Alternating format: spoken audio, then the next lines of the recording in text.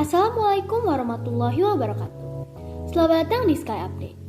Sky Update adalah program kerja Si Hubungan Masyarakat yang bekerja sama dengan Si Dokumentasi dan Si Wawasan Global, di mana Si Hubungan Masyarakat akan membicarakan berita-berita menarik dan akan dipost di YouTube official OSMPK Nadra. Berita pertama hari ini.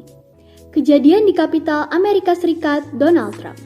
Terkait dengan salah satu kejadian ketika warga kulit hitam Amerika Serikat dibunuh polisi Amerika Serikat. Kejadian inilah yang membuat warga Amerika Serikat terbelah. Lalu dari sisi pandemik, banyak warga meninggal di Amerika Serikat. Perekonomiannya juga menurun. Peluang Trump dalam menjadi presiden 2020 pun mulai goyah, sehingga Joe Biden menjadi presiden Amerika Serikat. Namun, Trump tidak menerima kekalahan tersebut dan mengklaim menang. Saat perhitungan suara elektoral di Kapital, Trump justru memanggil pendukungnya untuk berdatangan keluar Kapital. Namun kejadian ini malah merucut ke kerusuhan. Pendukung Trump memaksa masuk ke dalam Kapital, menyerang anggota Senat, dan menimbulkan kerusakan dalam Kapital. 5 orang tewas termasuk polisi. Donald Trump memang tidak terpilih jadi presiden Amerika Serikat pada tahun 2020. Namun, apakah ini terakhir kalinya ia membuat kegaduhan polisi? Berikutnya adalah berita yang sedang ramai di negara kita belakangan ini. Warga negara asal Amerika, Christian Grey, ramai diperbincangkan. Ia datang ke Bali, Indonesia pada 2019 kemarin. Bermula dari thread-nya di Twitter, ia menjelaskan pengalaman dan cerita kehidupannya di Bali. Ia bercerita saat di Amerika, ia kesulitan mencari pekerjaan. Hingga akhirnya pada tahun 2019, ia memutuskan untuk pindah ke Bali bersama kekasihnya dengan menggunakan visa liburan. Selama Grey berada di Bali, ia bekerja sebagai freelancer desain grafis dan ia mengakui bahwa klien-kliennya berasal dari luar negeri sehingga ia dibayar menggunakan dolar. Karena hal tersebut, ia merasa bahwa dirinya tak harus membayar pajak karena pemasukan yang didapatnya bukan dari Indonesia.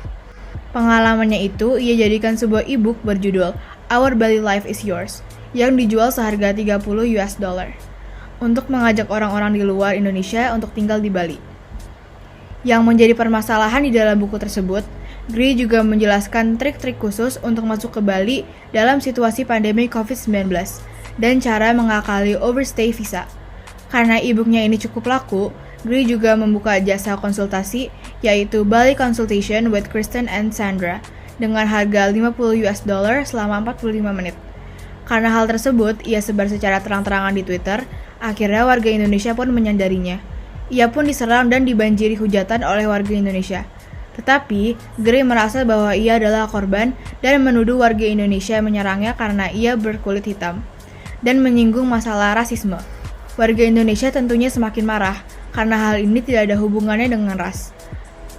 Saat ini pun akun Twitter Grey telah dihack dan pihak imigrasi juga sudah turun tangan. Grey pun dikenakan sejumlah pasal, tetapi ia tidak merasa bersalah atas pelanggaran yang ditunjukkan kepadanya karena penyalahgunaan visa. Grey dan pasangannya pun dideportasi. Bahkan ia menganggap bahwa dirinya dideportasi karena dia adalah anggota komunitas LGBT. Berita selanjutnya adalah Indonesia waspada bencana hidrometeorologi. Bencana hidrometeorologi adalah bencana yang dampaknya dipicu oleh kondisi cuaca dan iklim dengan berbagai parameter. Indonesia saat ini memasuki puncak musim hujan. LIPI menghimbau waspada bencana hidrometeorologi. Bencana ini tidak hanya terjadi di musim hujan, namun bisa juga terjadi pada musim kemarau. Saat ini bila terjadi hujan yang deras, daerah berpotensi banjir tidak bisa meresap lagi karena tanah sudah jenuh akibat terisi hujan sebelumnya. Menurut salah satu peneliti LIPI, Indonesia mengalami puncak musim hujan pada Januari dan Februari, sehingga harus lebih waspada terhadap banjir dan tanah longsor, terutama di wilayah yang mempunyai kemiringan tinggi. Demikianlah Sky Update kali ini. Terima kasih ya sudah menonton. Wassalamualaikum warahmatullahi wabarakatuh.